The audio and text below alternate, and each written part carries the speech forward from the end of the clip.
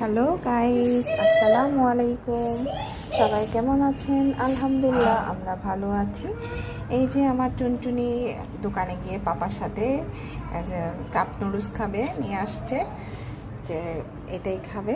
এখন দেখতেছি এটা আমি সব ঠিকঠাক আছে কিনা, এক্সপায়ার ডেট আছে কিনা।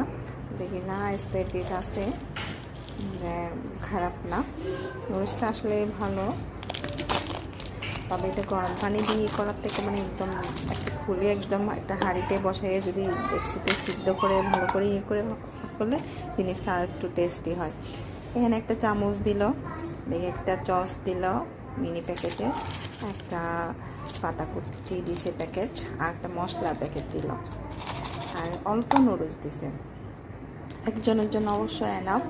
আমি মশলাটা তুলে ঢেলে দিলাম নুডলসের মধ্যে, তারপর ধনে পাতা কুচিটা করলাম, তারপর দিয়ে দিলাম লাস্টে চচের প্যাকেটটা, চসটা একটু অ্যাড করলাম, করে অবশ্যই একটু পানি আমি আগে থেকে পানি ফোটাতে দিয়ে দিছি, পানি গরম পানি করে রাখছি।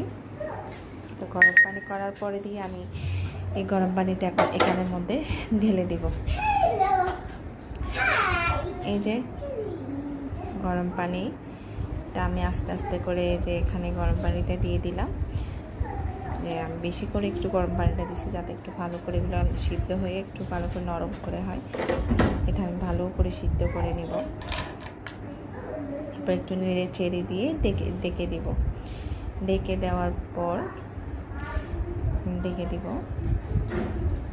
ঢাকনাটা লাগাই দিলে যতটুকু সিদ্ধ হয় আর কি, ভাপাটাই নরম হবে আর কি, একটা ঝোল ঝোল থাকবে। পরে এই যে আমি সিদ্ধ করে এটা এইভাবে কেটে দিয়ে দিলাম। আসলে তো অনেক টেস্টি হয়েছে, মজা হয়েছে, নুডলসটা আসলেই মজা হয়েছে।